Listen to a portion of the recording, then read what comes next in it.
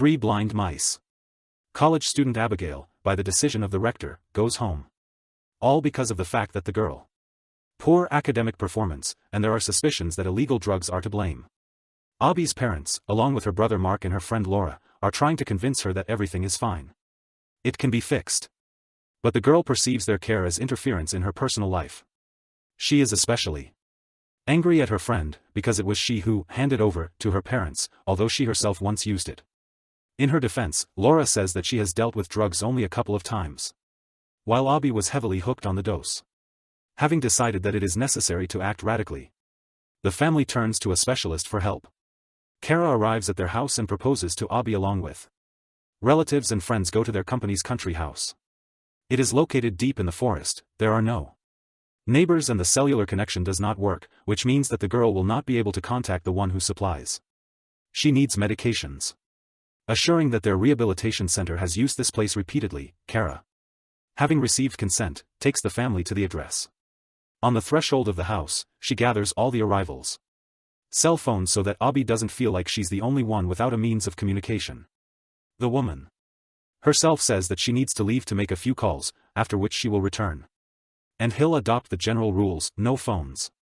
Kara's car drives away from the cabin already in twilight. At some point, she hears a strange sound and immediately stops. After getting out of the car, the woman sees that barbed wire is wrapped around the wheels, trying to get her out. It takes Kara a moment to notice three unknown men sneaking up on her. Their faces are badly disfigured and they look more like mice than human ones. Meanwhile, Laura tries to convince her friend that her family only wanted the best for her. Faced with a wall of misunderstanding, the girl returns to the common living room. The father of the Keith family leaves the house, supposedly to get some fresh air. In fact, the man is trying to quit smoking. And now he is looking for any opportunity to calm his nerves unnoticed by others. Hiding behind the trees, Kit sees Abby sneaking through the night forest. Calling out to his daughter, the man tries to explain to her that for a successful result she needs to stay in the house. Keith breaks off in mid-sentence as a terrible pain shoots through his back. The stunned girl looks in horror at the arrow sticking out of her father's back. A frightened Abigail picks up the man and tries to bring him home, but they go out onto the highway just to that place where Kara's car is parked. While the girl is looking around the salon in search of keys, the mouse monsters grab the whale, followed by a terrified Abby. Meanwhile, Laura and Mark notice the girl's disappearance and immediately go in search of her. Armed with flashlights, the couple combs the forest. Meanwhile, the mouse people are dragging new victims into their lair. Abby looks in horror at the barely alive punishment. The woman's mouth is sewn shut, and an arrow sticks out of her eye. One of the monsters. First, he tries to pull out the arrow, and when it doesn't budge, he pours acid on the victim's face. After a couple of minutes, the poor thing calms down. Keith tries to divert attention to himself in order to save his daughter, and he succeeds. However, after only a couple of minutes on the man's head, a huge sledgehammer descends, turning the skull into a flattened oval. From the received, the man dies immediately after being hit. Horrified, Abigail finds the strength to free herself from the restraints that held her hands back.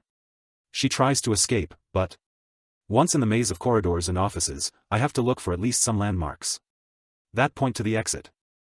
Meanwhile, the monsters go after the fugitive. Watching them from hiding, the girl realizes that they are completely blind.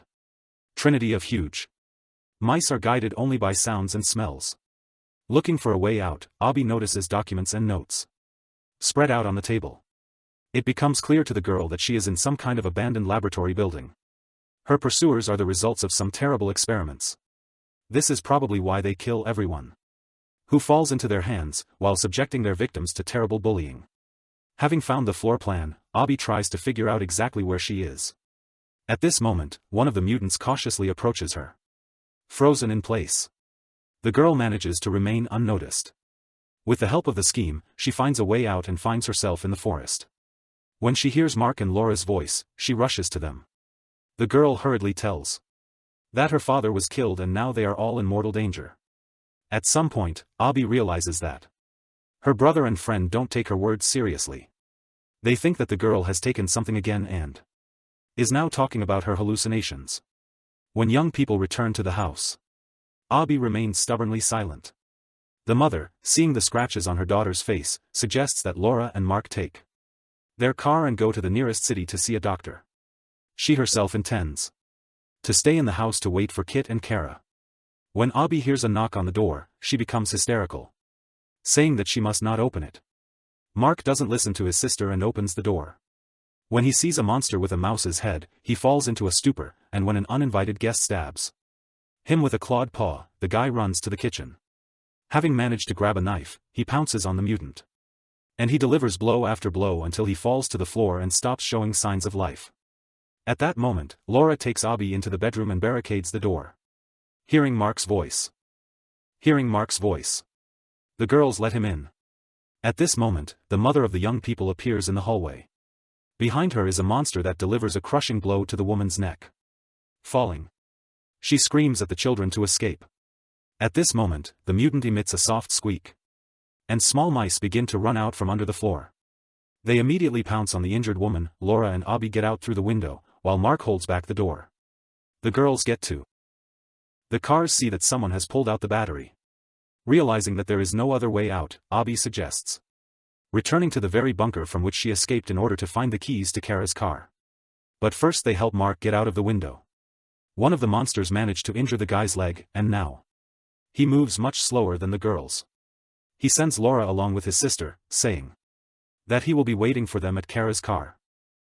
Leaning against a tree, the guy tries to catch his breath. At that moment, a barbed wire is tightened around his neck, and when he falls to the ground, the monster forcefully steps on his head, causing his skull to burst like a ripe watermelon. Laura runs through the woods, trying to find her friend.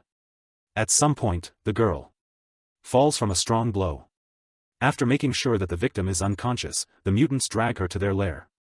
Meanwhile, Abby manages to find the entrance to the bunker. Carefully making my way through the offices, she finds the room where Kara's body lies. At this moment, the nearby TV turns on, and the girl sees an entry from the 91st year. The footage shows a girl about 8 years old. Her face was half turned into a mouse. A female voiceover comments on how many doses of the drug have been administered and how the mutation is going. Abby distracts from the film. Laura's scream. The surviving monsters brought her to the torture room and had already begun to sew up her mouth.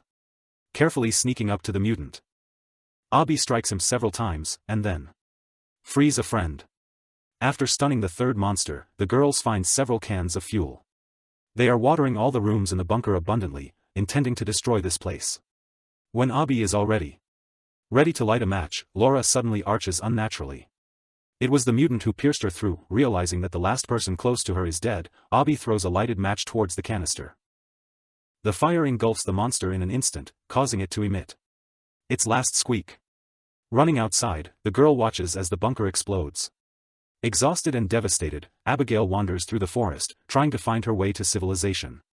She doesn't notice that another mutant is watching her from behind the trees.